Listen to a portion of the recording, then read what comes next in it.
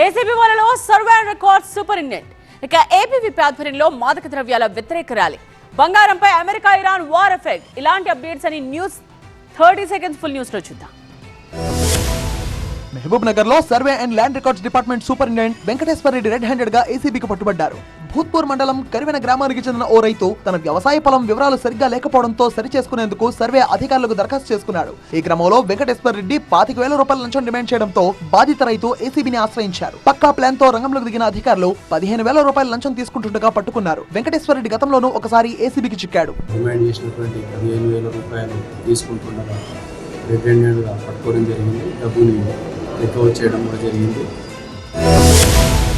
జయశంకర్ భూపాలపల్లి జిల్లా మహదేవపుర మండలం కేంద్రంలో ఏబీవీపీ ఆధ్వర్యంలో మాదక ద్రవ్యాల వ్యతిరేక అవగాహన కార్యక్రమం నిర్వహించారు. డ్రగ్స్ కు నో చెప్పండి, ఆరోగ్యవంతమైన సమాజాన్ని నిర్మిద్దాం అని నినాదాలు చేశారు. యువత డ్రగ్స్ కు దూరంగా ఉండాలని, సమాచారం ఉంటే వెంటనే పోలీసులకు తెలియజేయాలని ఎస్ఐ సాంబమూర్తి సూచించారు.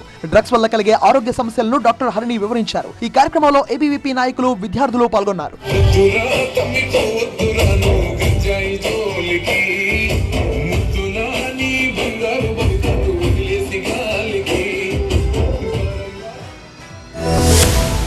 హైదరాబాద్ పాతబస్తీ, మాదన్నపేట, సైదాబాద్ పోలీస్ స్టేషన్ పరిధిలో పోగొట్టుకున్న 20 మొబైల్ ఫోన్లను సిఈఐఆర్ పోర్టల్ సహాయంతో గుర్తించి బాధితులకు అప్పగించారు. ఇతర ప్రాంతాలు, ఇతర రాష్ట్రాల్లో ఉన్న ఫోన్లను కూడా ట్రేస్ చేసి స్వాధీనం చేసుకున్నారు. Saidabad division ACP S Venkatareddy ఆధ్వర్యంలో బాధితులకు మొబైల్ ఫోన్లను అందజేశారు. మొబైల్ పోయినా, చోరీకి గురైనా వెంటనే పోలీసులకు లేదా సిఈఐఆర్ పోర్టల్లో ఫిర్యాదు చేయాలని పోలీసులు సూచించారు.